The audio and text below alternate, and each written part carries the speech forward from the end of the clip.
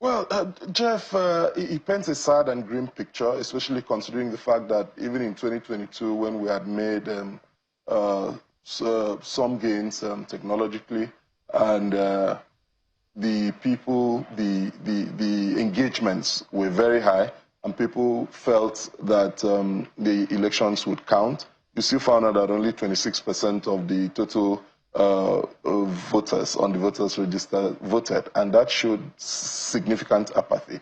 What this will mean and what this may do is that it's going to anger people. One of the two, the gentleman you were talking to, I think Kade was talking to him before now during the paper review, had said something. The docility of the people.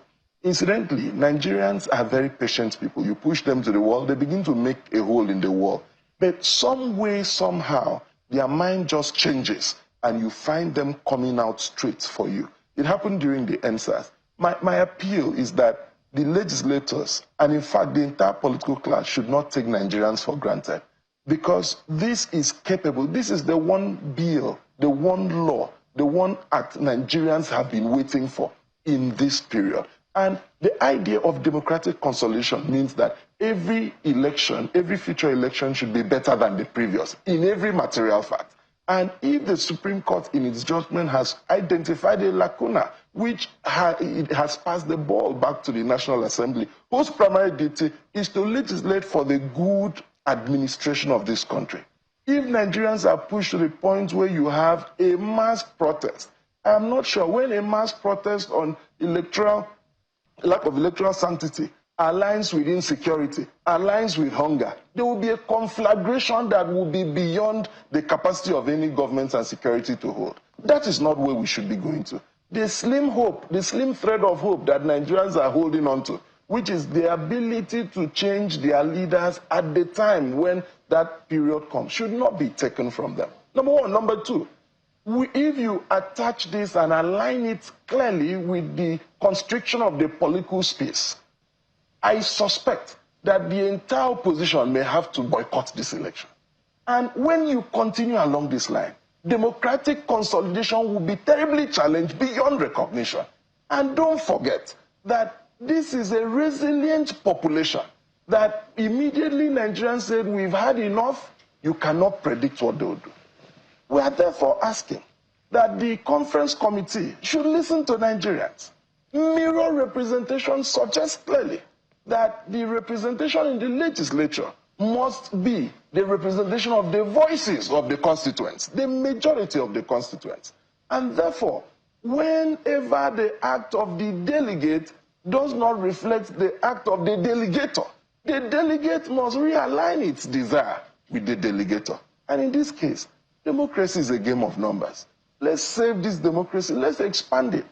Under the PDP administration, we introduced a lot of technological structures that brought faith, sincerity, and we even lost the election. But we lost the election, but we gained the country.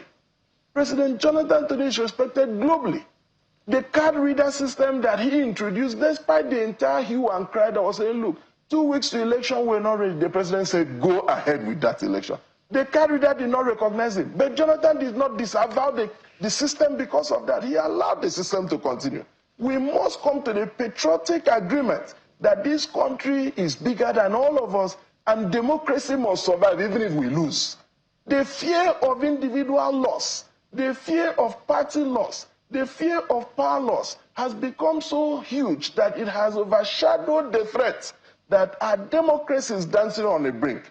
And if care is not taken, this democratic deconsolidation will not help anyone.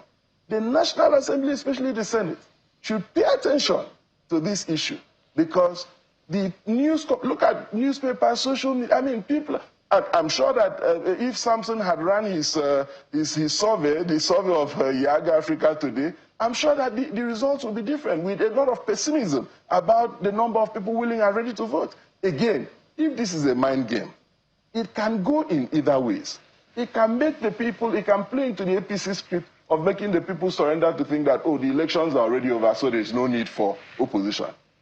But it can go the other way and bring a conglomeration of both the people who are opposed to this and the generality of Nigerians, majority of whom did not vote. And if that happens, you cannot tell the direction it will go.